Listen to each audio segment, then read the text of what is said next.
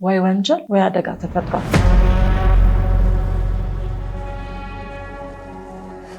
በጣም የሚያሳዝነው ደግሞ ሰው የሚባል ነገር የለም።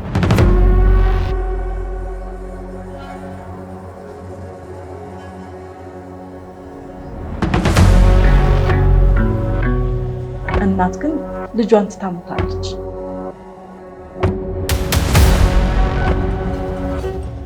ቀን በጨመረ ቁጥር ቀን በሄደ ቁጥር አልቻለችም።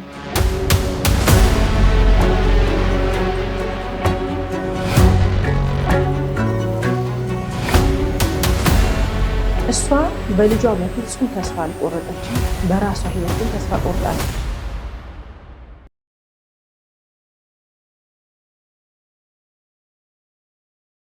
ሰላም የስለ ህይወት ፕሮግራም ተከታታዮቻችን፣ ስለ ህይወት ቲቪ በየሳምንቱ በዚህ ሰዓት ይዞላችሁ የሚቀርበው ፕሮግራማችን አሁን ይጀምራል። ስለ ህይወት ፍርድ የተሰጠባቸውን እውነተኛ ወንጀል ታሪኮችን ለእናንተ ለተመልካቾች በድራማ መልክ እያቀናበርን ይዘን የምንቀርበው ፕሮግራም ይሆናል። የዛሬውን ፕሮግራም ይዘንላችሁ የቀረብነው እኔ ብስራት ገመቹና ቃል ኪዳን ታደሰ አንድ ላይ በመሆን ነው። እስከ ፕሮግራማችን ፍጻሜ ድረስ አብራችሁ እንድትቆዩ እንጋብዛለን። እናመሰግናለን። አንዳንድ የወንጀል ድርጊቶች ሲፈጸሙ ምንም ድምጽ ሳይሰማ ማንም ሰው ሳይመለከታቸው የሚሆንበት አጋጣሚ አለ። ገዳይ የሚባለው ደግሞ ሰው ሳይሆን ህይወት ራሱ ሊሆን ይችላል። ይህች ሴት ጠንካራ፣ ለህይወቷ ፈተና ያልተበገረች ስትሆን ዓለም በመከራ ገፍታ በመጨረሻ ጠንክራ ለብቻዋ እንድትቆም አድርጋት ነበር። በመጨረሻ ግን ሰውነቷ፣ አይምሮዋ ብቻ ሳይሆን የልቧ ጽናት ሁሉ በድካም ዛለ። ለዓመታት ሳትሰለች ማይራመድ ማይናገር ልጇን ይዛ ማንም ሳይረዳት ኖራለች።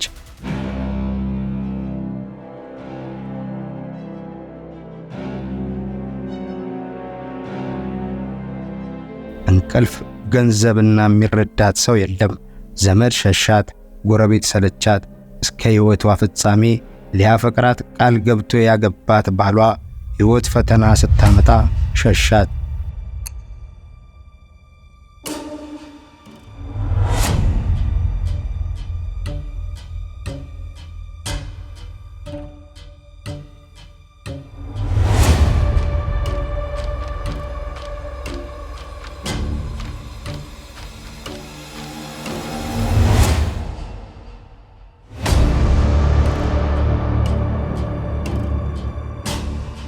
ሐኪም የልጇን ጤና ያስተካክላል የሚለው ተስፋ ተሟጧል። ነገር ግን ማትበገረዋ እናት በተቻላት መጠን ሁሉ ታማሚ ልጇን ይዛ ከባድ ፈተና ለብቻዋ ስትዋጋ ኖረች። አንድ ቀን ግን ይሄ ቤት ጸጥ አለ። ፖሊስ በቦታው ተገኘ። ጎረቤት ተሰበሰበ። ለዓመታት ተሰውሮባት የነበረ ቤተሰቦቿ ዛሬ ለለቅሶ ሕይወቷ አልፎ ስትገኝ መጡ። ጥሏት የጠፋው ባሏ መጣ። ሁሉም አለቀሰ። ግን እርስ በራሳቸው ጣት ተጠቋቆሙ። ተገድላ ነው? ማን ነው ገዳይ የሚል ጥያቄ መጣ። ወይንስ ታማ ወድቃ ሞተች ተባለ። በእርግጥ በጣም ደክማ ነበር። በዚህ አንድ ክፍል ቤቷ ከታማሚ ልጇ በቀር ከአስክሬኗ ጋር ሌላ ሰው አልተገኘም። የዚህች ሴት ታሪክ የሞቷ ዜና ሲሰማ የሞቷ ምስጢር ብቻ ሳይሆን ዓለም ስለረሳቻት የምስኪኗ ሴት አሳዛኝ የተደበቀ እውነት ተጋለጠ።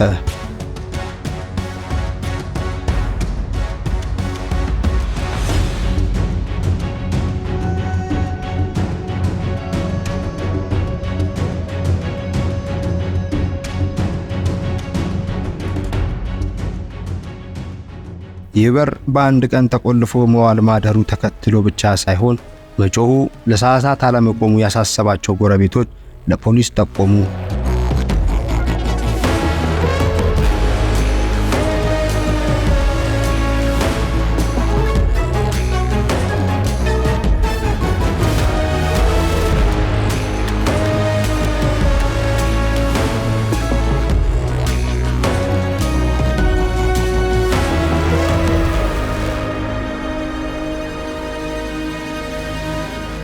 በሩ ተሰብሮ ሲገባ ግን ቤቱ አፍ ያለው ይመስል ይናገራል።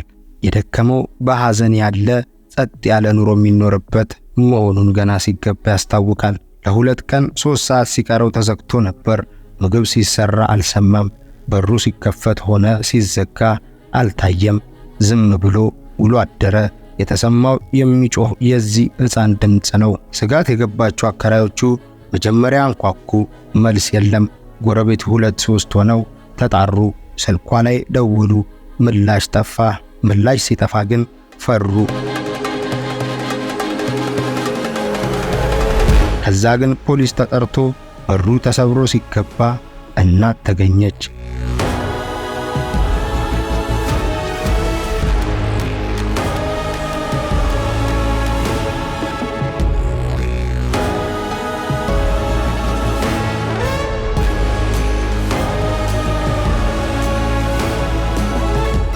ለዓመታት በሕይወት ስትታገል የኖረችው እናት ተሸንፋ መሬት ላይ ወድቃ አተነፍስም።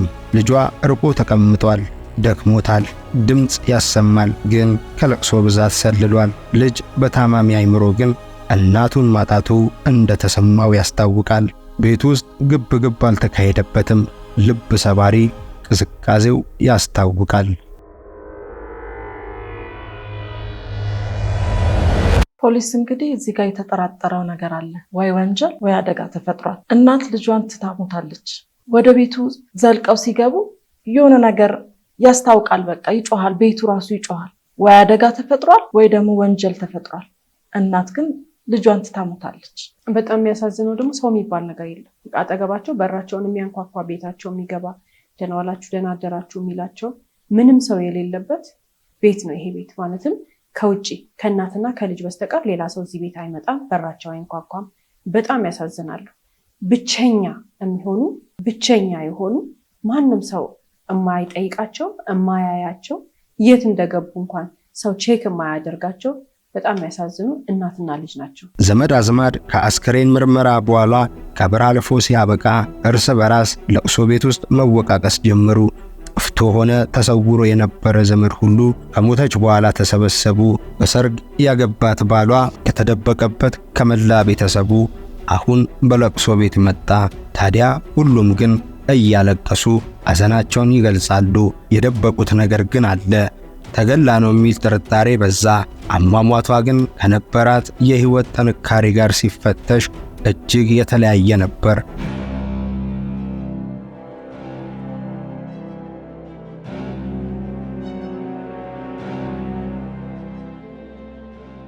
ዛሬ ስትኖር ያላስታወሳት ሁሉ ግን በአንድነት ሲጠየቁ ለፖሊስ የሚናገሩት ነገር አለ።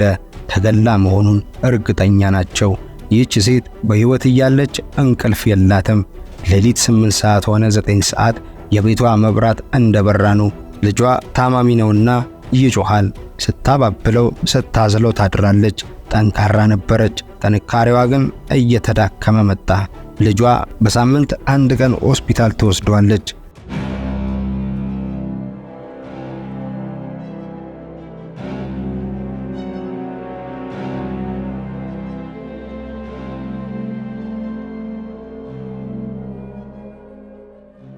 ሐኪም የሚሰጣት መድኃኒት ነው።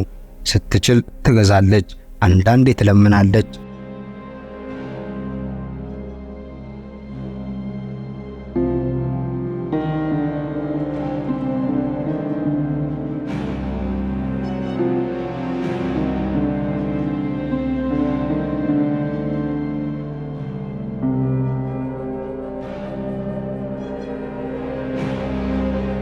ልጇ 1 ቀን ይድናል ብላ ተስፋ አድርጋ ነበር።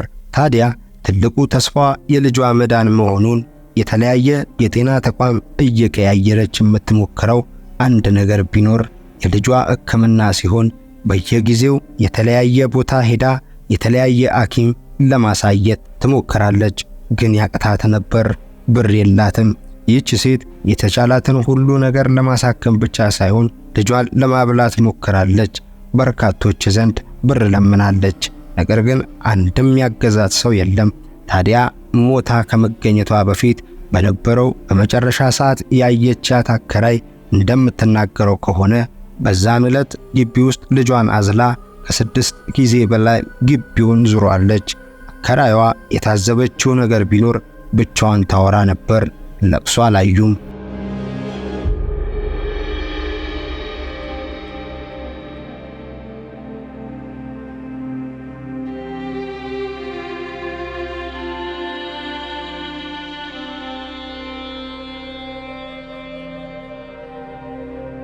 ታዲያ ግን ቀጥሎ የታየችው ሞታ ነው? ራሷን ገላ ነው ወይስ ሰው ገሏት በሩን ቆልፈው ጠፉ? የፖሊስ ጥያቄ ቀጥሎ እውነቱን ለመረዳት ፖሊስ ስራውን በትጋት ቀጠለ። ከአዘን ቤት የተሰበሰቡት ሰዎች ሁሉ ግን ትኩረት የሳበው ይህ ሰው ነበር። የልጇ አባት ሁለቱ ሲጋቡ ወግ ማዕረጉን ጠብቆ ነበር። ቤተሰቦቿ ከባሏ ቤተሰቦች ጋር ትልቅ ቅልቅል ፕሮግራም ተቀላቀሉ። ተበልቶ ተጠጥቶ ተጨፍሮ ከቅልቅል ሌላ ሰርግና መልሱ በኃይል የደመቀ ነበር። በተጋቡ በ10 ወር ልጅ ተወለደ። ባል ሥራ ሰርቶ በክብር ከሚስቱ ጋር ቆንጆ 10 ወራት አለፈ። ሕፃኑ የተወለደ ቀን ግን በማዕከላቸው ችግር ገባ። ከተወለደው ሕፃን ጋር አብሮ የተወለደው የጤና እክል አባትየውን አናደደው። በአራስ አልጋዋ ላይ ሆና የተወለደው ሕፃን ጥለው እንዲጠፉ ሲጠይቃት ደጓ እናት ንዴቷ በረታ።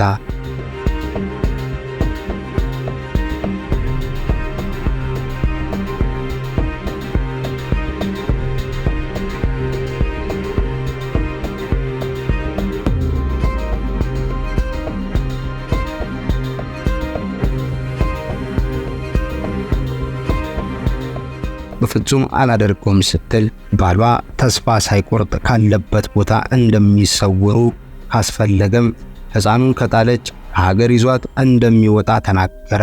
ምክንያቱ ደግሞ የሕፃኑ ጤና መታወቁ ብቻ ሳይሆን የፊቱ ገጽታ አስፈርቶት ነው።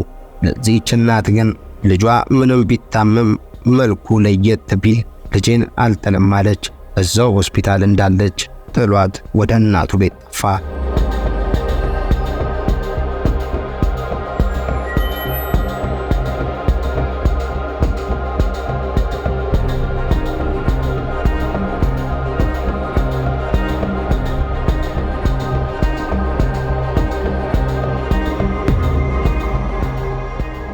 ባል ሳይውል ሳያድር የዛኑ ቀን ከሚኖርበት ቤት ወጥቶ እናቱ ቤት ዕቃውን ሸክፎ ሲገባ ቀጣዮቹን ወራት ሚስት ለብቻዋ በሆስፒታል ልጇን አስታመመች። ሆስፒታል ወደ ቤቷ ልጇን ይዛ ስትገባ ልቡ ይመለሳል ብላ ያሰበችው ባሏ የለም። ቤት ከመጣች በኋላ ሊጠይቋት የሚመጡ ዘመዶቿ ሕፃኑን እያዩ የሚናገሩትን መቋቋም አቃታት። ሁሌም ቢሆን የመጣ ሰው ከንፈሩ መጥቶ ሲወጣ ብታዝንም በውስጡ አልቅሳ ቻለችው።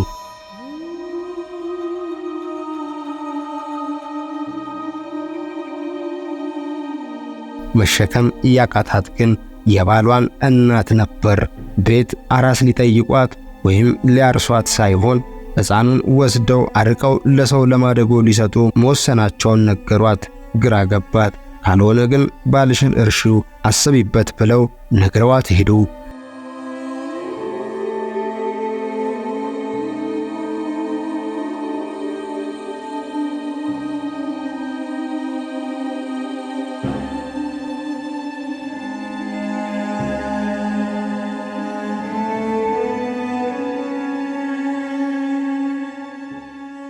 የራሷ ግቢ የሌላት ባሏን አምና ወደ ትዳር የገባችው ይህች ሴት ለሁለተኛ ጊዜ የባሏ እናት ሲመጡ ግን ሕፃኑ ሊወስዱ እቅፋቸው አስገቡ። ግራ የገባት የሚያደርጉትን ተመለከተች። ሕፃን ልጇ ከተወለደ 3 ወር ከ18 ቀን በኋላ አሁን ቻው ብላ ልትሸኘው ተገደደች። ካልሆነ መኖሪያ ቤት ሆነ የሚበላ የለሽም ተባለች። ውስጧ ተላወሰ። የባሏ እናት ጨከኑ። እሷ ግን በፍጹም ሁሉም ይቅርብኝ ብላ ልጇን መረጠች።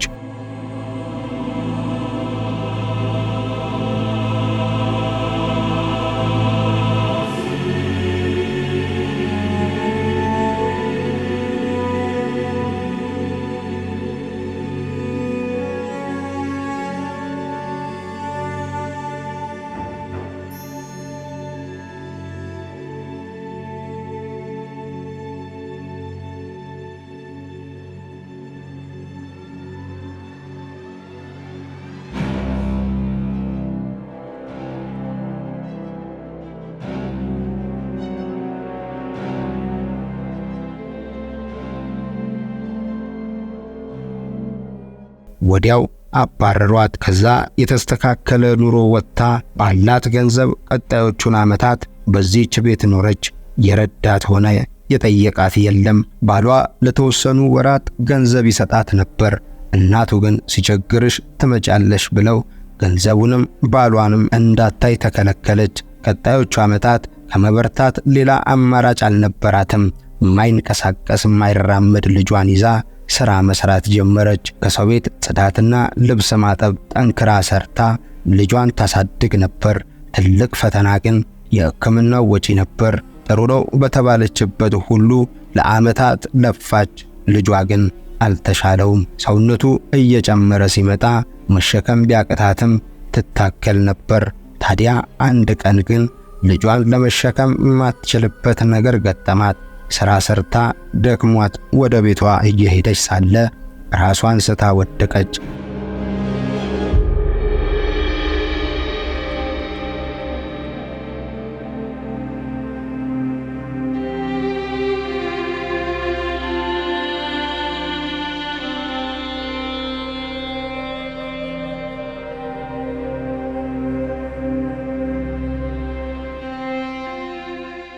በመንገድ ሰዎች ተሰበሰቡ፣ አዘኑላት። ወደ ሐኪም ተወሰደች። ድካም እንደ ጠላት ተነገራት። ሰውነቷ አቅቶታል። በዚህ ሰዓት የሚረዳት ሰው ያስፈልጋል። ብቻዋን ይሄ ሁሉ ነገር የምታሳልፍ እናት ያቅሟን እኮ ሞክራለች። ያቅሟን ለፍታለች። በሰው ዘንድም ደግሞ እንዳይታወቅባት ሞክራለች። ለባብሳ ደህና መስላ ለመውጣት ሞክራለች። ነገር ግን ቀን በጨመረ ቁጥር፣ ቀን በሄደ ቁጥር አልቻለችም። አቅም አላገኘችም። በራሷ ተስፋ እየቆረጠች ሄደች። እንቅልፍ አተኛም። በዚህም ምክንያት እንግዲህ ተስፋ እየቆረጠች ሄደች። ታዲያ የሁሉ መከራና ስቃይ ስታሳልፍ የት ነበርክ ተብሎ የተጠየቀው የልጇ አባት በእጅ ባይገባላትም ተስፋዋን ገሎ ችላ ብሏት በአይምሮዋ ላይ የደረሰባት ጉዳት ራሷን እንድታጠፋ የገፋፋት ነገር ካለ ሲጣራ ግን እናቱ ብቻ ሳይሆኑ ዘመድ አዝማድ ተከራከሩለት። በአካልም ሆነ በስልክ አግኝቷት እንደማያውቅ አረጋገጡ። እንዲሁም ከዚህ ጣጣ ውስጥ አስገባችሁ ብለው አዘኑለት። ሁሉም ከጎኑ ቆሙ። እውነት ግን ለማንም አታግዝም። ታዲያ ባሏ እንድትሞት አልገፋትም። ቤቷ ገብቶ አልገደላትም። ነፃ ሆነ። ግን ብዙ ህመም የሚፈጥሩ ጥያቄዎች በዚህ ሰው ህይወት ላይ አለ።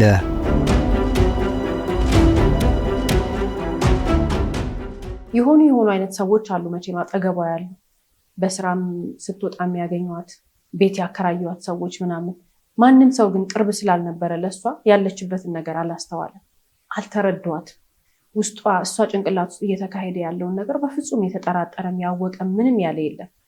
እሷ በልጇ በፍጹም ተስፋ አልቆረጠችም። በራሷ ህይወት ግን ተስፋ ቆርጣለች። እሷ ልጇን መውደድ አላቆመችም፣ ራሷን መውደድ ግን አቁማለች። ይሄንን ግን በዙሪያዋ አሉ የሚባሉ ጥቂት ሰዎች እነሱ ቢሆኑ አላስተዋሉት።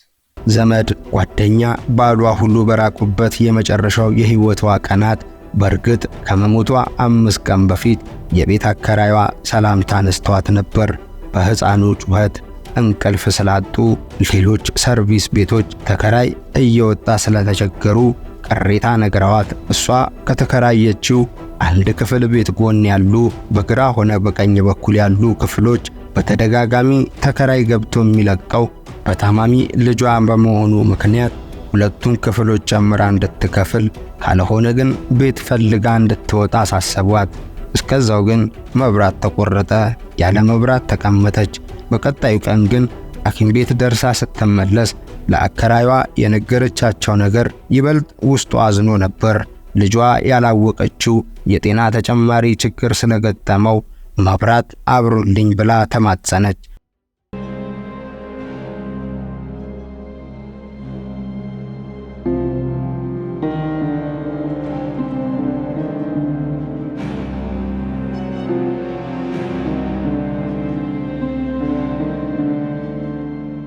በዚህ ቀን በርግጥ ሐኪም ዘንድ ስትሄድ የማታውቀው ሌላ የልጇን ህመም ተነግሯታል። በገጠመው ችግር ደግሞ አፋጣኝ ቀዶ ጥገና ያስፈልገዋል። ታዲያ ሕክምናው ሀገር ውስጥ የሚደረግ ባለመሆኑ ለጊዜው መድኃኒት ተሰጣት። ግን ቶሎ ወደ ውጪ ሄዶ መታከም አለበት። አሁን መብራቱ በጨለማ ክፍል 2-3 እያለ ቀኑ አለፈና 5ኛው ቀን ላይ ግን ግቢው ውስጥ ስትመላለስ ሕፃኑን አዝላ አከራይዋ ግራ ተጋብተው ተመለከቷት። ወደ ቤቷ የገባችው ጎረቤቷ ስትመጣ ነበር። ይህች ጎረቤት የረጅም ጊዜ ወዳጇ ስትሆን ለልጇ መታከሚያ ያበደረቻት 6200 ብር ባሌ ተቆጣ ስጪኝ በማለት ስትጠይቃት ነበር። ያኔ ግን አለቀሰች። አሁንስ ሞቼ ባረፍኩት ብላ ስትናገር ጎረቤቷ አልጠረጠረችም እንጂ ለሷ ግን ይህች ቃል የመጨረሻዋ ነበር።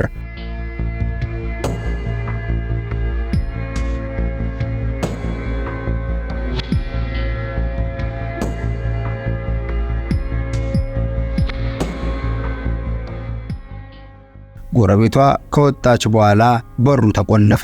ከዚህ በኋላ የሆነውን ያየ ሕፃኑ ብቻ ሲሆን መናገር አይችልም። እናት ደግሞ ሞታለች። ፖሊስ የግለሰቧን የመጨረሻ ቀናትና ሰዓታት አጣርቶ ከአስክሬን ምርመራ ውጤት በኋላ ያረጋገጠው እውነት ቢኖር ይህች ምስኪን ሴት ተገላ ሳይሆን ራሷን አጥፍታ ነው ያላትን ሁሉ የሰጠችው እምትሰጠው እስኪያልቅ ነበር በተቻላት ሁሉ የታገለችው። እናት ስቃዩ መቋቋም ሲያቅታት ግን ያልተገመተውን አደረገች። እናቱን ያጣው ሕፃን የሚያስረዳው የሚፈልግ ይመስላል።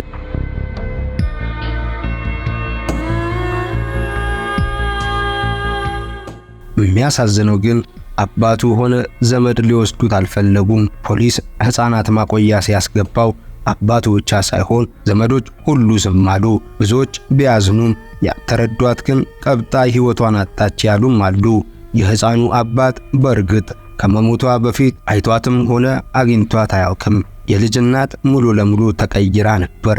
ያኔ ሕፃኑ ሳይወለድ የነበረችው እናት ዛሬ መልኳ ብቻ ሳይሆን መላ ማንነቷ ተቀይሮ ሕይወቷ አለፈ። ከሁሉ ሰው በፊት ታማሚ ወለድሽ፣ ዘሬን አበላሸሽ ያሉ የባሏ እናት ሐዘን ቤት ሲያስተዛዝኑ ታዩ። ግን በመሞቷ ከማዘን ይልቅ ስለ ሕፃኑ ሕመም ሲናገሩ የነበሩት ሁሉ ሊያስተዛዝኑ በመጡ ሰዎች ዘንድ ትዝብትን ፈጠረ። አሁን ምስኪኗ እናት ቀብር ተፈጽሞ ሁሉም በየቤቱ ሐዘን ጨርሶ ሲመለስ ያቺ ክፍል ለአከራይዋ ሰቀቀን ሆነባቸውና ለአከራይ ተቆልፎ ተቀመጠ።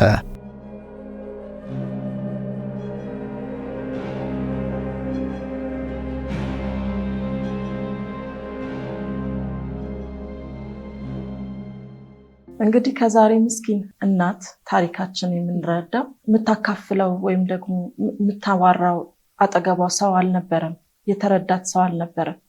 በዚህ ምክንያት እንግዲህ የምታሳልፈውን ያ ሁሉ አስከፊና አስደንጋጭ ነገር ለብቻው አፍና ነበረ የተቀመጠችው።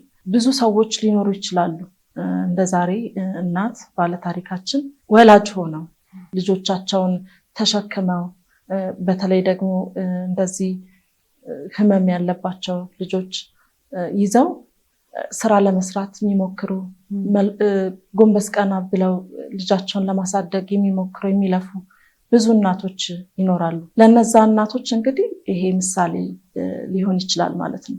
ስለዚህ ዝም ማለት የለባቸው፣ መናገር አለባቸው። ይሄ ሁሉ ነገር ብቻቸውን ይዘው በጭንቀት መሞት የለባቸውም፣ በጭንቀት ማለቅ የለባቸውም። ስለዚህ አትሊስት ለ10 ሰው ቢናገሩ ከዛ 10 ሰው ውስጥ መሃል አንድ ሰው ሊያገኙ ይችላሉ፣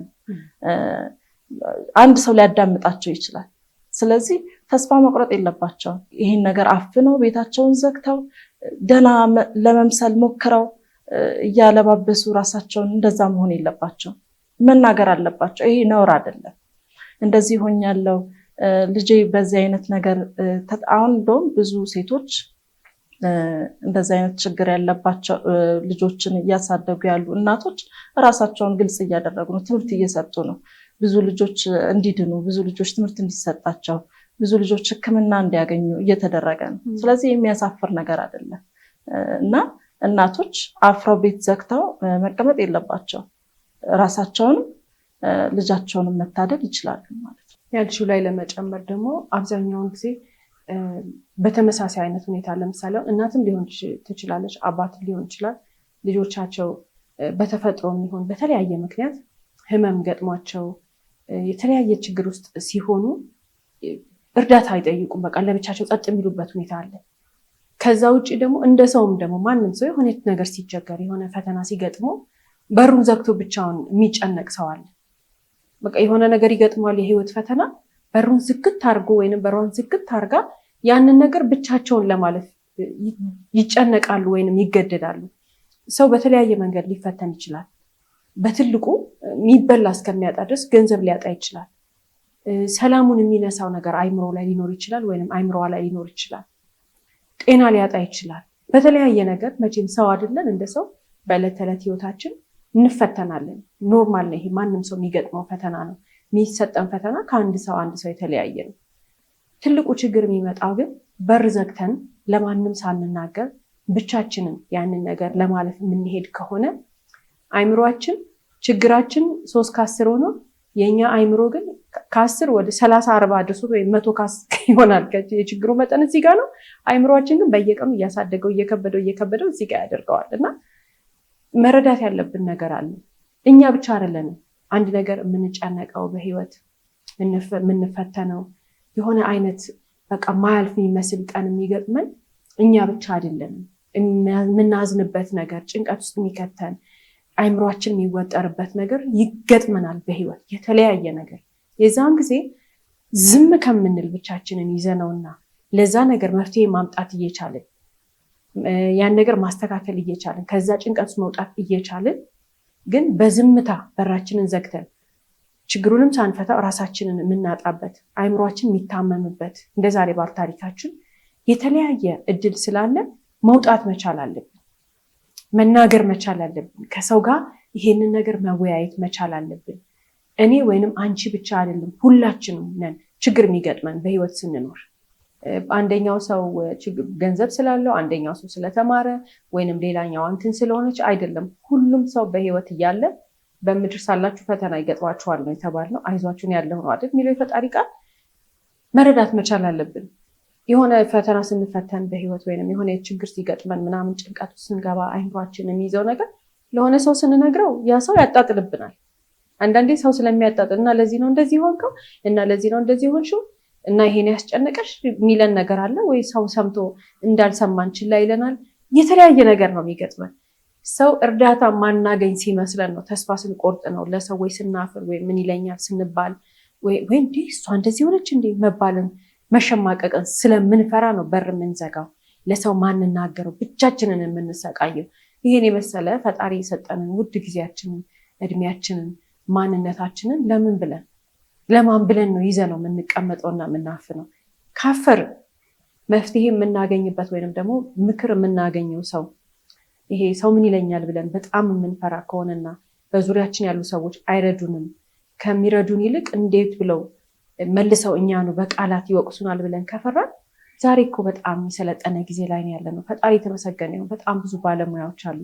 የሕክምና የምክር አገልግሎት፣ የስነ ልቦና የምክር አገልግሎት በማግኘት እየሄድን በስነስርዓት ካውንስሊንግ እየወሰድን በትክክል ይሄን ነገር ማጥፋት ማስተካከል እንችላለን። የትኛውም አይነት ምድር ላይ ያለ ችግር ከፈጣሪ ቀጥሎ የስነ ልቦና የምክር አገልግሎት ባለሙያ የሆኑ ሰዎች ይረዱናል። ያ ማለት የአይምሮ ህመም አይደለም። ሰው ልክ የስነ ልቦና የምክር አገልግሎት ለማግኘት የሚሄደው አይምሮ ህመም ሲገጥመው ብቻ ነው ወይንም ደግሞ የሆነ ነገር አለበት ተብሎ ሲታሰብ ነው። ግን አይደለም። በግል ነገራችን ከተጨነቅን፣ በግል ነገራችን የምናማክረው ሰው ከሌለ፣ ማማከር የምናፍር ከሆነ ባለሙያ ጋር ብንሄድ ባለሙያ ያስረዳናል፣ ያስተምረናል፣ ይነግረናል። ጓዳችን ገብቶ ችግራችን አለ የሚፈታው። ግን ባለሙያ የራሱ የሆነ መንገድ አለው፣ የራሱ የሆነ እውቀት አለው። በራሱ በተማረው በእውቀቱ መሰረት ምን ማድረግ እንዳለብን ህይወታችንን ከዛ ጭንቀት ውስጥ ወጥተን በየትኛው መንገድ መሄድ እንዳለብን ያግዘናል። ዛሬ በሀገራችን እነዚህ ባለሙያዎች በነፃ በየጤና ጣቢያው አሉ። መቼ እንደሚመጡ እነዛ ሐኪሞች ቀጠሮ እንዴት እንደምንይዝ መቼ ስንት ሰዓት ላይ ነፃ እንደሆኑ ሄደን ጠይቀን ከነዛ ባለሙያዎች ጋር ለራሳችን ምክር አገልግሎት ማግኘት ይጠቅመናል። ምክንያቱም ለራሳችን ቦታ ሰጠን ማለት ነው። ሰፈር ውስጥ ወይንም ደግሞ ጎረቤት ጋር ወይንም ሌላ ቦታ ጋር ከምናማክር መቼም ለባለሙያ ማማከር ለእኛም ትልቅ ነገር ስለሆነ ልብ ማለት መቻል አለብን። የትኛውም የዓለም ችግር፣ የትኛውም የዓለም ፈተና፣ የትኛውም የዓለም ውጣ ውረድ ቢገጥመን በራችንን ዘግተን ግን የሚያስለቅስ መሆን የለበትም። እንደሱም አይነት ችግር የለም። በራ ዘግቶ ለሰው ሳንናገር ብቻችንን ቁጭ ብለን የምናዘን የምናለቅስ ከሆነና እንደዛ ስንሆን ራሳችንን ካገኘ ነው ይሄ ምንድን ጭንቀት፣ ድባቴ፣ ስትረስ፣ ዲፕሬሽን እንደዛ አይነት ስሜቶች ውስጥ ገብተናል። አይምሯችን ታሟል። ተጨንቋል። ይሄ ያድግና ወደ ተለያየ ነገር ይሄዳል። ወደ ራስ ማጥፋት፣ ሰው ወደ መጉዳት፣ ራሳችንን ወደ መጉዳት፣ ስራችንን ወደ ማቆም፣ ወደ ተለያየ መንገድ ስለሚሄድ ማስተዋል አለብን። ጨለማ ቤት ውስጥ ሆነው በራቸውን ዘግተው ከአልጋቸው ሳይነሱ ምናምን የተለያየ ነገር የሚያደርጉ እንደዛ ስናደርግ ራሳችንን ካገኘ ነው ቶሎ ብለን ወደ ሕክምና መሄድና ራሳችንን ማገዝ አለብን። ያድጋል፣ አለበለዚያ ትልቅ ጉዳት ያስከትላል። ያ ጉዳት እኛም ብቻ አይደለም ዙሪያችንም ያሉትን ሰዎችንም ጭምር እንጎዳለን። እንደ ዛሬ ባለ ታሪካችን እንግዲህ በተለያዩ ችግሮች ውስጥ የሚያሳልፉ ብዙ ሰዎች አጠገባችን ያሉ ብዙ ሰዎች ሊኖሩ ይችላሉ። እንግዲህ የዛሬ ባለ ታሪካችን ይሄ ሁሉ ስታሳልፍ ልጇን አዝላ ስትሄድ ስራ ለመስራት ስትሞክር አትሊስት የሚያያት ሰው አካባቢው ላይ የነበረ ሰው ሊኖር ይችላል እና ያንን ሲመለከት ለማገዝ እንኳን የሞከረ ሰው የለም፣ ወይም ደግሞ ያስተዋለ ሰው የለም። እሺ ለባብሳ ትወጣለች፣ አታስታውቅም። ነገር ግን ያ ሁሉ ጊዜ ልጇን ቤት ውስጥ ትታ አትወጣም። አንዳንድ ጊዜ ይዛው አዝላው ተሸክማ ልትሄድ ትችላለች። በዛን ጊዜ የሚያዩ ሰዎች ሊኖሩ ይችላሉ፣ የሚያዩ ጎረቤቶች ሊኖሩ ይችላሉ።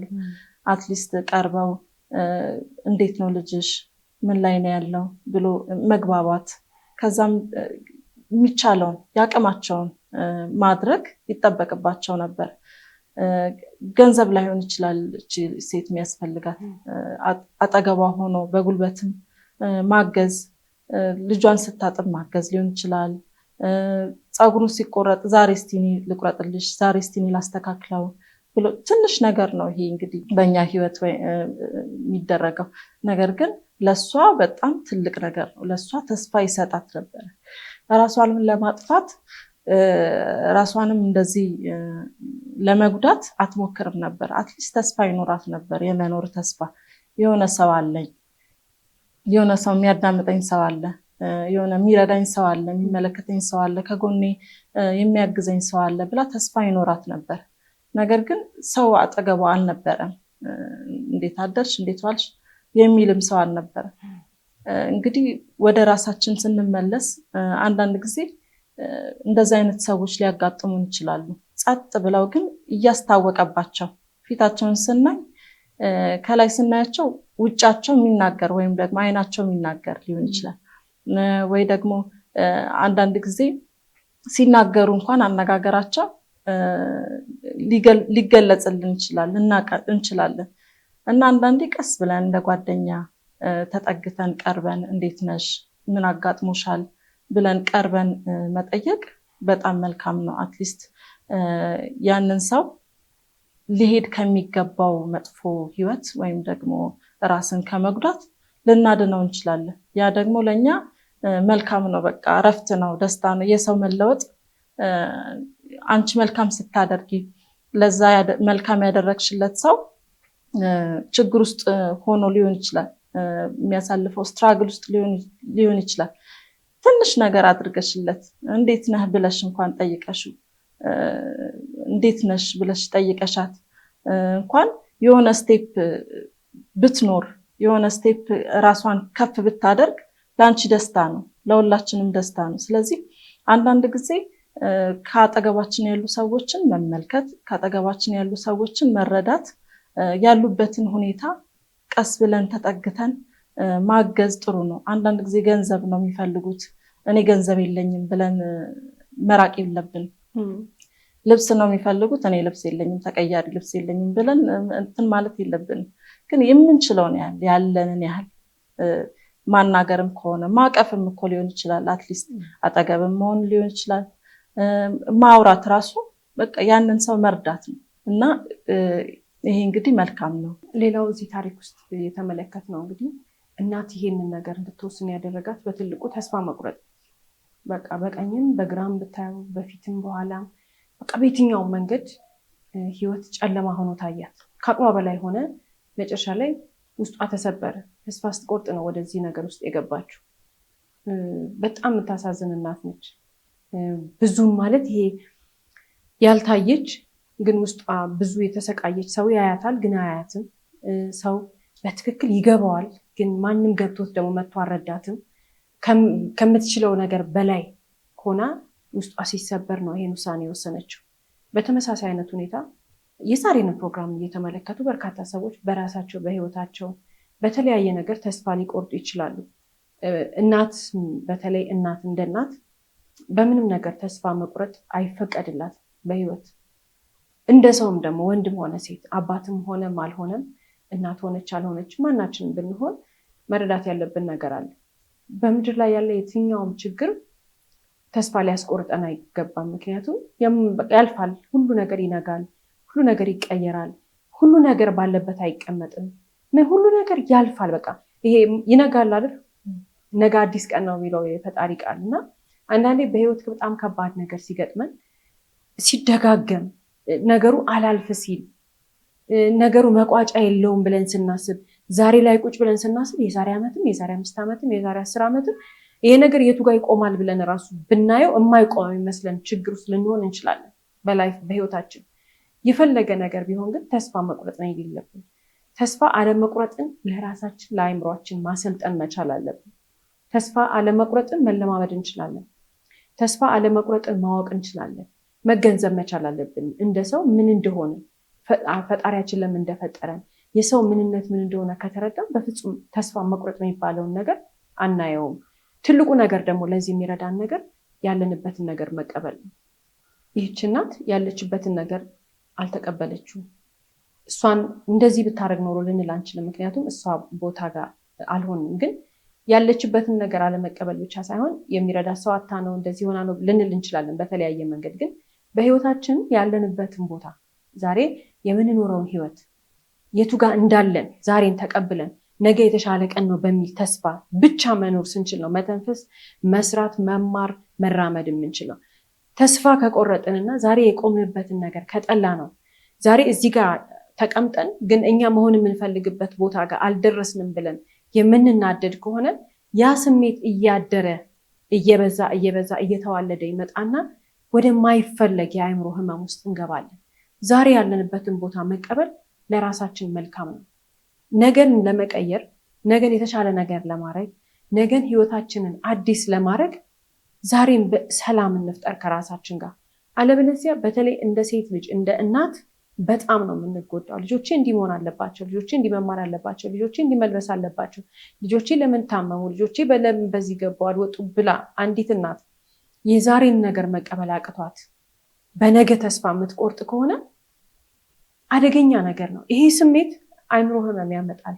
ይሄ ስሜት የተስፋ መቁረጥ ስሜት እናቶችን እንደ ዛሬ ባል ታሪካችን ባልተገባ መንገድ ራሳቸውን እንዲያጡ ሊያደርጋቸው ይችላል። መገንዘብ መቻል አለባቸው። እናት ተስፋ ማትቆርጠው ለራሷም ለልጇም ስትል ነው። በየትኛውም የህይወት ፈተና ውስጥ ሆና ልጇን እንደምታሳድግ ልጆቿን እንደምታሳድግ ለራሷ ማመን አለባት እንጂ የዕለት ተዕለት የህይወት ፈተና መጣ ብለው እናት ተስፋ የምትቆርጥ ከሆነ በራሷ ህይወት ብቻ አይደለም ተስፋ የቆረጠችው፣ በልጆቿም ህይወት ነው የፈረደችው። ምንም ይሁን ልጁ፣ ምንም ትሁን ልጅቷ የተወለደችው፣ ምንም ይሁኑ ልጆቹ፣ ጤነኛ ይሁኑ አይሁኑ፣ አስቸጋሪ ልጆች ይሁኑ አይሁኑ፣ ይማራሉ አይማሩም፣ ስራ ይስሩ አይስሩ፣ ምንም ይሁን ልጆቹ፣ ግን እናት በልጆቿ በፍጹም ተስፋ አትቆርጥም። እሷ ፈጣሪ የሰጣትን እድሜ ተጠቅማ ለልጆቿ ለነገ ህይወት የሚገባውን ነገር በማድረግ ትተጋለች እንጂ አይ ይሄማ አይሳካም፣ አይ ይሄማ አይሆንም፣ ዛሬማ ተበላሸ ብላ እናት ተስፋ ቆርጣ እንደ ዛሬ ባል ታሪካችን አይነት ችግሯን መቋቋም አቅቷት እንደ ዛሬ ባል ታሪካችን የማይሆን ነገር ውስጥ አትገባም። እናቶች ማስተዋል መቻል አለባቸው። ህይወት ሁልጊዜም አልጋ በአልጋ አይሆንም። ሁላችንም እንፈተናለን። ሁላችንም መቀበል እንደምንችለው የህይወት አይነት ነው የምንፈተነው። የምንፈተነውን ፈተና ግን አንዳንዶቻችን በትክክል በሰላም እናልፈዋለን። አንዳንዶቻችን ደግሞ የተሰጠን ፈተና ትንሽ እየሆነ እኛ ግን እንዲህ ትልቅ አድርገን አስበን ነው ደግሞ ፈተናውን እንዲፋፋ እናደርጋለን። ራሳችንን መመልከት አለብን። በቃ መጽናት አለብን። ጠንካራ መሆን መቻል አለብን። መቼ ነው የሚያልቀው ፈተና? መቼ ነው ከዚህ ችግር ውስጥ የምወጣው? መቼ ነው ይሄ ነገር እንደዚህ የሚፈታው? እኛ እኮ አናውቅም። የሚያውቀው ፈጣሪ ነው። ለፈጣሪ ሰጠነው። የዛሬን ግን ደስ ብሎን እንኖር፣ እንቀበልና በሰላም እንሂድ። ያ ለእኛ መልካም ነገርን ይሰጠናል። እንግዲህ የዛሬ ባለ ታሪካችን ብዙ ነገር በህይወቱ አሳልፋለች በልጇ ምክንያት። ልጇ እንግዲህ ታማሚ ነው። በዚህ ምክንያት ቤተሰቦቿ አልተቀበሏትም። ቤተሰቦቿ እንደውም ምንድን ነው ያሉት? ልጁ የእኛ ልጅ እንዳልሆነ፣ የእነሱ ልጅ እንዳልሆነ፣ እንደዚህ አይነት ልጅ እንደውም እንደሌላቸው እንደማይኖራቸውም እንደሌላቸውም ነው የተናገሩት።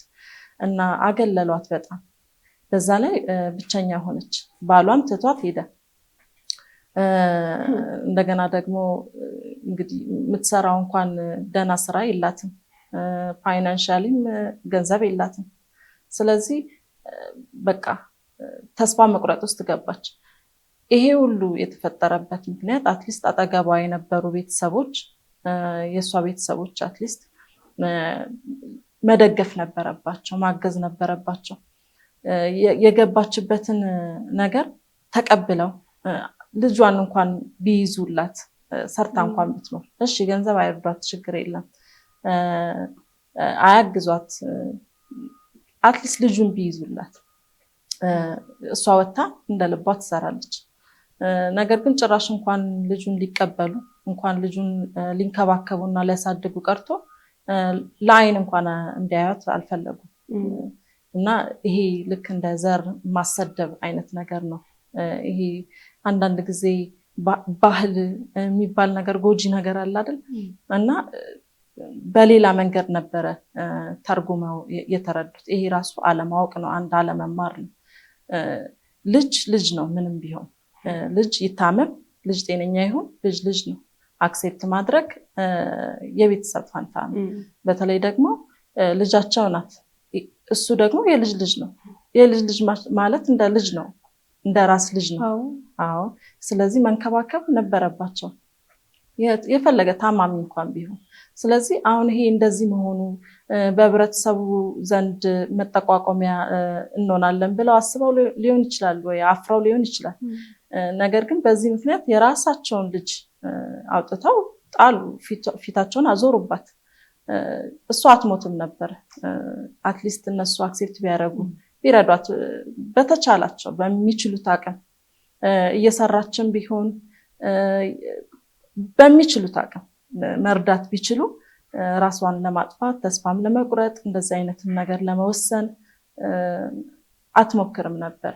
ስለዚህ አንዳንድ ጊዜ በአጠገባችን ያሉ ሰዎች፣ ቤተሰቦቻችን እንደዚህ አይነት በተለይ አሁን በጣም እንግዲህ ራሳቸውን እያወጡ ነው፣ ራሳቸውን እየተናገሩ ነው።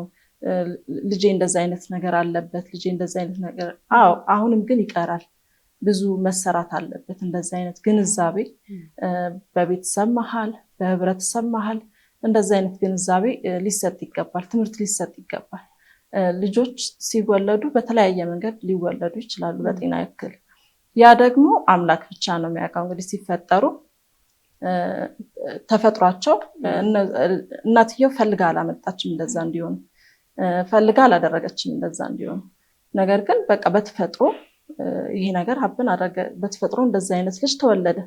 ስለዚህ እንደውም መንከባከብ፣ እሷን ማገዝ፣ ከእሷ ጎን መቆም ነበር የነበረባቸው። ግን እንደዚህ ህይወት እስከ ማጥፋት ድረስ የደረሰችበት ምክንያት እንግዲህ የእነሱ ጥፋት፣ የእነሱ አንደኛው እንግዲህ ሮል ተጫውተዋል ማለት ነው። ሌላው እዚህ ውስጥ የምንመለከተው እንግዲህ ሁሉም ሰው ነው የሸሸው። ይሄ ችግር ሲመጣ፣ የልጁ ህመም ሲመጣ ከወለደችው እናቱ በስተቀር አባትየውም ሸሽተዋል፣ የራሷ ቤተሰቦችም ሸሽተዋል፣ የባሏን ቤተሰቦች ሸሽተዋል። ሁሉም ሰው ልክ እንደ አንድ ምድር ላይ እንደሌለ ኃጢአት፣ ጥፋት ምናምን ቆጥረው እናትና ልጅን መሸሽ ነው የመረጡት። አንዳንድ ጊዜ ህይወት እንደዚህ ነው። በቃ የሆነ ነገር ሲገጥመን ከአጠገባችን ያለው ነገር በሙሉ ብትን ብሎ ይጠፋል። ማያልፍ ስለሚመስል ወይንም ደግሞ ከዛ ነገር ውስጥ የማንወጣ ስለሚመስል አሁንም በተመሳሳይ አይነት ሁኔታ ውስጥ ያሉ ሰዎች ሊኖሩ ይችላሉ። በዕለት ተዕለት ህይወታቸው በሰላም ሲኖሩ ቆይቶ አሁን ይህች እናት እንደማናችንም አይነት የህይወት መንገድ ተከትላ የመጣች እናት ነች። ድንገት በህይወቷ ግን አርግዛ ስትወልድ እንደዚህ አይነት ልጅ ወለደች።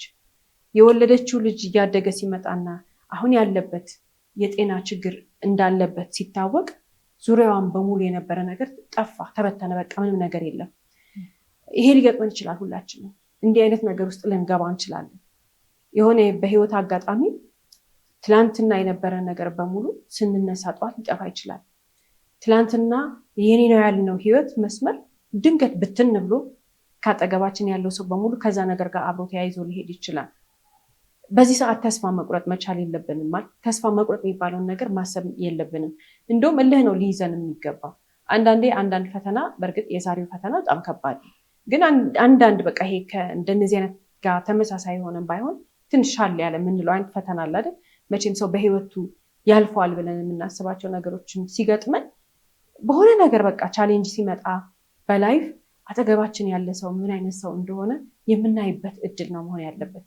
እልህ ሊይዘን ነው የሚገባው። ከዛ ነገር ውስጥ ወጥተን ያን ነገር አሸንፈን ያን ነገር ረግጠ ነው ሄደን ይሄው እኔ እንደዚህ ነኝ ብለን ማሳየት መቻል ነው ያለብን እንጂ ባለው ችግራችን ምክንያት ልክ ችግር ሲገጥመን ልክ ፈተና ሲገጥመን አጠገባችን ያሉ ሰዎች በሙሉ አንድ ሙልጭ ብለው ሲጠፉ ሲበተኑ አሃ ብለን መደንገጥ መናደድ ምናምን ሳይሆን ያለብን እልህ ሊይዘን ነው የሚገባው። አሳያቸዋለሁ ማለት ነው ያለብን። ያንን ነገር እንድንሰራ የሚያደርገን ጉልበት ሊሆነን ነው የሚገባው። ከዛ ነገር ጋር ውጥረት ውስጥ የምንገባው በምንድን ነው? ለማሳካት ነው። በቃ ችግራችንን ዋጥ አድርገን አልፈነው የተሻለ ሰው በፍጹም የነበርንበት ቦታ ጋር ችግራችን የተፈጠረበት ቦታ ጋር ሳንገኝ የተሻለ ሰው ሆነን ነው ራሳችንን ማሳየት ያለብን እንጂ እከሌ ሸሸኝ፣ እከሌ ራቀኝ፣ እንደዚህ ስለሆንኩኝ ዛሬ ትላንት እንደዚህ ነበርኩኝ፣ እንትና እንደዚህ ያለችኝ፣ እከሌ እኮ ፊቱን ስልኩን አያነሳልኝም፣ ስልኳን አታነሳልኝም ብለን ማዘን አይፈቀድልንም። እንደዛ መሆን የለብንም። እንዲሁም እልህ ሊይዘን ነው የሚገባ። ህይወት እንደዛ ነው። በቃ የያዝነው ነገር በቃ ለዘመናት የኔ ብለን የኖርነው ነገር በሆነ ቅጽበት በቃ ተኝተን ስንነሳ እልም ብሎ ጠፍቶ ያልጠበቅነው ነገር ከፊት ለፊታችን ሊገጥመን ይችላል። የዛን ሰዓት ሰው እንዳናይ ማንም ምንም አያደርግልን። ሰው የሚባል ነገር ተስፋ እንዳናደርግ ከሰው ሳይሆን ከምናውቀው እህቴ፣ ወንድሜ፣ አክስቴ፣ አጎቴ፣ ባሌ፣ ሚስቴ፣ ጎረቤቴ ምናምን ወይ እንትናዬ ጓደኛዬ ምናምን ሳይሆን ፈጣሪ የሚሰጠን ሰዎች ይኖራሉ። ከፈጣሪ የሚመጣ ሰው የማናውቀው ሰው ሊሆን ይችላል፣ የምናውቀው ሰው ሊሆን ይችላል። እንደነዚህ አይነት ሰዎች የሆነ አቅጣጫ ያሳዩናል፣ የሆነ አይነት መንገድ ይሰጡናል። ግን ሰው ይረዳናል ብለን እንዳንጠብቅ የሚረዳን ፈጣሪ ነው። ቀጥሎ ደግሞ የምንረዳው ራሳችንን መነሳት ያለብን እና ራሳችን መንገዳችንን ማስተካከል ያለብን። በቃ ህይወት እንደዛ ነው። ሰው ስለሆንን ነው የምንፈተነው። ሰው እስከሆንን ድረስ በተለይ እንደ አድልት በየጊዜው ፈተና ያለ ነገር ነው። ህይወት ዝም ብሎ ቀይ ምንጣፍ ላይ መራመድ ሊሆን አይችልም። ግን ሁል ጊዜ ማወቅ ያለብን ነገር ፈተና ሲገጥመን ራሳችንን የምናድነው ራሳችንን የሚመራን ደግሞ ፈጣሪ ነው። ከዛ ውጭ ሰው እንዳንጠብቅ። የዛሬ ባል ታሪካችን በትልቁ የተጎዳችው ሰው ዝም ስላላት ልጅሽ እንዲህ ነው ስላሏት ነው ሞራሏ በጣም የተነካው፣ ሞራሏ በጣም የወደቀው፣ መሸከም ያቃታት ያንን ሁሉ ነገር ከሰው ስለምትጠብቅ ነበር። ብንረዳት ጥሩ ነበር። አጠገቧ የነበረን ሰዎች ብናግዛት ጥሩ ነበር። አጠገቧ የነበረ ሰው እችን ሴት ቢያደርግላት ብዙ ነገር መዳን ትችል ነበር። ሌላው ይቅር እሱን ህፃኑን ልጅ የሚቆይበት በጣም ብዙ ተቋም አለ። እዛ ተቋም እንዲቆይና እሷ እንድትሰራ ማድረግ ቢቻል ጥሩ ነበር። ያ ሁሉ ነገር አልተደረገላት። ግን በምንም ተአምር ራሷን ማጥፋት ውስጥ የገባችበት ያ መሸከም ያቃታት ስብር ያደረጋት የህይወት ውጥረት ሰው ስለሌላት ነው። ሰው እንደሌላት ደግሞ ገብቷታል፣ ተስፋ አስቆርጣቷል። ያ ሀሳብ ደግሞ እንግዲህ የዛሬ ባለታሪካችን ራሷን እንዳያስታወቅባት ሰዎች ያለችበትን ሁኔታ እንዳያውቁ የጣረችበት ብዙ ነገሮች ነበሩ። ከአለባበሷ ጀምሮ ራሷን ለመደበቅ ሞክራለች። ምናልባት እንግዲህ ካወቁ ወይ ያገሉኛል ብላ አስባ ሊሆን ይችላል፣ ወይ ይጠሉኛል ብላ አስባ ሊሆን ይችላል። ምክንያቱም ቤተሰቦቿ ኦልሬዲ ስለተዋት፣ ስላገለሏት፣ ስለራቋት ማለት ነው። ስለዚህ በዚህ ምክንያት ለባብሳ በቃ ምንም እንዳልተጎዳ ሰው፣ ምንም እንዳልሆነ ሰው ነበር የምትሄደው። እንግዲህ በህይወት መንገዳችን ላይ ገጠመኞቻችን ላይ አንዳንድ ጊዜ እንደዚህ አይነት ሰዎች ሊያጋጥሙን ይችላሉ። ለብሰዋል እኮ ዘንጠዋል፣ ነገር ግን በህይወታቸው ብዙ ነገር እያሳለፉ ነው። በተለይ ደግሞ እንደዚህ ራሳቸውን ገልጸው አጠገባቸው እንዳለን ተሰምቷቸው ያ ሁሉ ሀፍረት ሰብረው ወጥተው ስላሉበት ሁኔታ ነግረውን ከሆነ ማመን አለብን። እያወሩ ልብሳቸውን አይደለም ማየት ያለብን። እያወሩ የለበሱትን ጫማ፣ ያጌጡትን፣ የተቀቡትን ሽቶ አይደለም ማየት ያለብን። ማመን አለብን ያሉበትን ሁኔታ። እነዚህ ሰዎች አምናውን ነው ለኛ ይሄ ሁሉ ነገር የሚነግሩ፣ ሚስጥራቸውም የሚነግሩ ስለከበዳቸው ነው። ለመኖር ፍላጎት ስላላቸው ነው፣ ጉጉት ስላላቸው ነው፣ መዳን ስለሚፈልጉ ነው፣ መታገስ ስለሚፈልጉ ነው። ስለዚህ ራሳቸውን ግልጽ አድርገው እንደዚህ እንደ ሚስጥረኛ አድርገው ገልጸው ሲነግሩን መስማት አለብን፣ ማዳመጥ አለብን። በምንችለው ደግሞ መርዳት አለብን። ልናምናቸው ይገባል፣ ልንረዳቸው ይገባል። ሌላው እዚህ ታሪክ ውስጥ እንግዲህ ትልቁ የሚያሳዝነው ህፃኑ ልጅ ከተወለደ ጊዜ ጀምሮ ሕክምና አግኝቶ አያውቅም። ወደ ሕክምና ተቋም ሄዶ ልጁ ያለበት የጤና ችግር ምንድን ነው፣ ልጁ ያለበት የጤና ችግር ላይ ወይንም ደግሞ የገጠመው የጤና እክል ላይ ሲወለድ ጀምሮ የነበረ ነው ወይስ ከተወለደ በኋላ የመጣ ነው፣ ምንድን ነው የሆነው የሚለውን ነገር ያወቀ የለም። ማንም ይሄንን ልጅ ወደ ሕክምና ተቋም ሄዶ እርዳታ እንዲያገኝ ያሰበለትም ያደረገም የለም። እናቱ በዚህ ልትወቀስ አይገባም። ምንም አይነት ክትባት አልወሰደም። ልጁ ተደብቆ ነው የኖረው። በቃ እዛ ቤት ውስጥ ማንም ሰው ሳያዩ ተደብቆ ነው የኖረው። ወደ ውጭም ሲወጣ የሚታይበት ሁኔታ ወይንም ደግሞ ሰዎች አይተውት እሱን ወደ ጤና ተቋም እንዲወስዱት የሚያደርግ ሁኔታ አልነበረም። ምን ያህል ሰዎች አሁን በእንደዚህ አይነት ሁኔታ ውስጥ ይኖራሉ? ምን ያህል ህፃናት እንደዚህ አይነት ሁኔታ ውስጥ ይኖራሉ? በህፃንነታቸው ብቻ ሳይሆን ቤት ውስጥ ታሽገው ትልቅ ሰው ሆነው የተቀመጡ የታመሙ በጣም ብዙ ሰዎች አሉ። ከልጅነታቸው ጀምሮ አሁን እንደ ዛሬ ባል ታሪካችን አይነት ችግር ይገጥማቸውና ቤት ውስጥ ታፍነው ተደብቀው በጎጂ ልማድ ምክንያት፣ በጎጂ አስተሳሰብ ምክንያት ይሄ እንደ እርግማን እንደተለያየ ነገር ተደርጎ በመቆጠሩ የተነሳ ወላጆች ያፍሩና ልጆቹን ይደብቋቸዋል፣ ከቤት አያስወጧቸውም። እነዚያ ሰዎች ትልቅ ሰው ሆነው ራሱ ቤት ውስጥ እንዲደበቁ ሕክምና እንዳያገኙ ይደረጋል እና ትልቅ ኃላፊነት አለበት እናትና አባት። በተለይ እናት በጣም ትልቅ ኃላፊነት አለባት። ልጆች የትኛውም አይነት የጤና እክል ሲገጥማቸው፣ ሲታመሙ፣ አይምሮ ሊሆን ይችላል፣ የተለያየ ነገር የጤና ችግር ሲገጥማቸው መረዳት ያለብን ነገር በጤና በሕክምና ማገዝ እንችላለን። በሕክምና ይታገዛሉ። የማይድን ወይንም ደግሞ ይሄ የማይሻሻል ችግር የለም። ምንም ይሁን ምን ሐኪም የሚለንን ነገር ካደረግን፣ የሕክምና ሂደታችንን በስነስርዓት በዲስፕሊን ከተከታተልን፣ ማድረግ ያለብንን ነገር በሰዓቱ ካደረግን ነገሮች ባሉበት ሊቆሙ አይችሉም። እየተቀየረ እየተስተካከለ ነው የሚመጣው።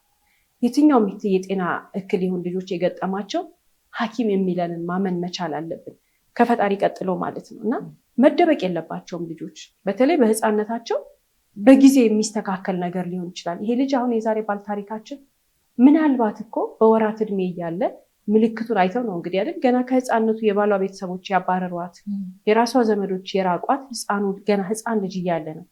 ይህች እናት በዛ ወቅት ሕክምና አግኝታ ቢሆን ኖሮ፣ ለልጇ እንዲታከም አድርጋ ቢሆን ኖሮ፣ እርዳታ አግኝቶ ቢሆን ኖሮ ሌላ ልጅ ሊሆን ይችል ነበር ዛሬ።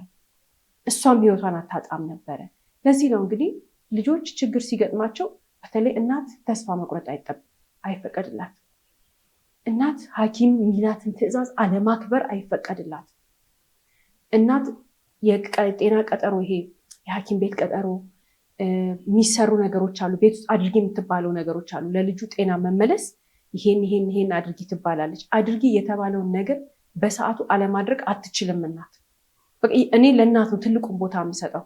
አባት አይገባም፣ አባት አያደርግም አይደለም፣ ግን ትልቅ ኃላፊነት አለባት እናትና ዋጥ አርጋ ነገሯን ሁሉ ነገሮች ያመለጧት ቢመስላትም ይሄ እድሜዋ ያለፈባት እኩዮቿ ሲጫወቱ ሲጨፍሩ፣ እሷ ግን ማይሆን ነገር ውስጥ የተጠመደች እንዳይመስላት ተጠንቅቃ ይችን ኃላፊነቷ መወጣት መቻል አለባት። ታስተካክለዋለች ችግሩን። ህመሙን እንደው ሙሉ ለሙሉ ባይቀረፍ እንኳን በብዙ መንገድ ግን ማዳን ትችላለች እና እናግዛቸው። እንደዚህ አይነት ልጆች ሲኖሩ ቶሎ ቶሎ ብለን ወደ ሕክምና ተቋም እንውሰዳቸው። አለዚያ ግን የዛሬ ባለ ታሪኮቻችን አይነት ችግር ነው የሚፈጠረው። እንግዲህ የዛሬ ባለ ታሪካችን በጣም የምታሳዝን እናት ናት። ብዙ ውጣ ወረዳ አሳልፋለች። ብዙ መገለል ደርሶባታል ከቤተሰቦቿ ጀምሮ። እንግዲህ እንዳየነው ቅድም እንደተነጋገር ነው ማለት ነው ብዙ መገለል ደርሶባታል። ይሄ ደግሞ መገለል የደረሰባት በልጇ ምክንያት ነው። ቤተሰቦቿ እንኳን አልተቀበሏትም። አትሊስት መፍትሄ እንኳን አልሰጧትም፣ አልረዷትም። አጠገቧ ሊሆኑ ራሱ ፈቃደኛ አይደሉም። ይሄ ሁሉ ነገር ደርሶባት እንግዲህ ቤት ተከራይታ ነበር የምትኖረው። የምትኖርበት ቤት ራሱ ብዙ ቦታ ነበር የቀየረችው። ምክንያቱም አከራዮቹ ልጁ ረበሸን፣ ጩኸት አለ፣ በጠበጠን በሚል ብዙ ቦታ እንድትቀይር እንግዲህ ብዙ ቦታ እንድትኖር ምክንያት ሆኗል ማለት ነው። አሁን የመጨረሻውን እንግዲህ ራሷን ያጠፋችበት ቤት የመጨረሻ በቃ ተስፋ በመቁረጧ የተነሳ እነሱም ውጪ ብለዋት ልጁ በማስቸገሩ ጩኸቱ ረበሸን በሚል እንግዲህ እንደዚህ አይነት መጥፎ ነገር በህይወቷ ገጥሟታል ማለት ነው። ግን እነዚህ ሰዎች አትሊስት ከመንገዱ ጋር ከእርዳታው ጋር አስተያየት እንኳን ቢሰጧት እንደዚህ አይነት እርዳታ ምንድነው ችግሩ ልጁ የሆነው ምንድነው ብለው እንኳን አልጠየቁም። ነገር ግን በቃ አንከራተቷት፣ ቤተሰብ አንከራተታት፣ ባሏ አንከራተታት፣ ባሏ ትቷት ሄዶ እንደገና ደግሞ አለኝ የምትለው ሰው ሁሉ ርቋት ብቻዋን ቀርታ እንደገና በቤት ኪራይ እንደገና መንገላታት፣ በልጇ እንደገና እንደዚህ መሆን በጣም የሚያሳዝን ነገር ነው እና አትሊስት ጎረቤቶች እንደዚህ አይነት ነገር ቢኖር እናት የምታሳልፈውን ህይወት መረዳት አለባቸው። እናት የምታሳልፈውን ስትራግል ማየት አለባቸው። አትሊስት ሄደው ልጇን ባይረዱ ባይዙላት እንኳን መንገዱን ቢያሳዩት ምን አለ። ጤና ጣቢያ እንኳን ወስደው ምንድነው ልጁ ችግር ያለበት የአእምሮ ችግር ነው ወይ እንዳልሹ ቅድም እንግዲህ በቀላሉ የሚስተካከል ሊሆን ይችላል፣ በቀላሉ የሚመለስ ሊሆን ይችላል። ነገር ግን ይሄ ሁሉ ሚስ አደረገች። እንግዲህ በዙሪያ ያሉ ሰዎች ሁሉ ተጠያቂዎች ናቸው። በዙሪያ ያሉ ቤተሰቦቿ እንደገና ደግሞ ጎረቤቶቿ ተጠያቂዎች ናቸው ማለት ነው። ሌላው እዚህ ታሪክ ውስጥ ደግሞ በጣም የሚያስገርመው በቃ በሄደችበት ሁሉ እች ሴት ምንም እርዳታ አላገኘችም። የምታሳዝን ሴት ናት። እዛ ጋር እንዳልሽው የባለ ቤተሰቦች፣ የራሷ ቤተሰቦች፣ አከራዮቿ ደግሞ አሁን ተጨመሩ። ሌላ ደግሞ ከስራ ቦታ ወደ ስራ ቦታ ስትሄድ የሚገጥማት ነገር አለ። በተለይ ልጁ እያደገ ሲመጣ ይረብሻል ወይንም ደግሞ በጣም ድምፁ ከፍ ያደርጋል። ህመም ስላለበት ነው ልጁ ያን የሚያደርገውና ስራ ልትሰራ ሄደችበት ቦታ ሁሉ አብዛኛውን ጊዜ ስራ አታገኝም። ስራ ስታገኝም ደግሞ ልጇን ሲያዩ ከ2 ከ3 ቀን በኋላ ያስወጧታል። ይሄ እንዴት ነው? ማንም ሰው ከጎኗ ሆኖ መንገድ ሊያሳያት አልቻለም። ከእሷ ህይወት የምንማረው ወይም ደግሞ ከዛሬ ፕሮግራም የምንማረው ግን እያንዳንዳችን በዕለት ተዕለት ህይወታችን እንደዚህ አይነት ሰዎች ሊገጥሙን ይችላሉ። እርዳታ የሚያስፈልጋቸው በሆነ የህይወት አጋጣሚ አጠገባችን ሊመጡ ይችላሉ። ስራ ሊሰሩ ሊመጡ ይችላሉ። መንገድ ላይ ልናገኛቸው እንችላለን። በሆነ ነገር ልናገኛቸው እንችላለን። መቼም ከ10 ሰው እንዳልሽው አንድ ሰው ወይ ከ20 ሰው 2 ሰው ኦር 3 ሰው የሆነ መንገድ ማሳየት ይችላል።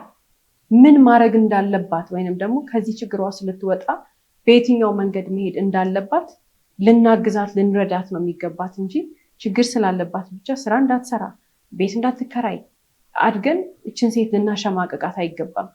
እንደነዚህ አይነት ነገሮች ሩቅ አይደሉም። ዞር ብንል ብዙ ሰዎች ልናገኝ እንችላለን። ተመሳሳይም ባይሆን ተቀራራቢ በሆነ ችግር ምክንያትና አንዳንድ እናቶችን ስራ መስራት ፈልገው ግን ደግሞ ልጅ ስለያዙ ብቻ ወይም ልጅ ስላላቸው ብቻ በሩ ዝግትግት የሚልባቸው ከሆነ የሚመጣልን የመፍትሄ ሀሳብ የሚመጣልን ይሄንን ነገር ለማስተካከል የሚቻልበት መንገዶች አሉ።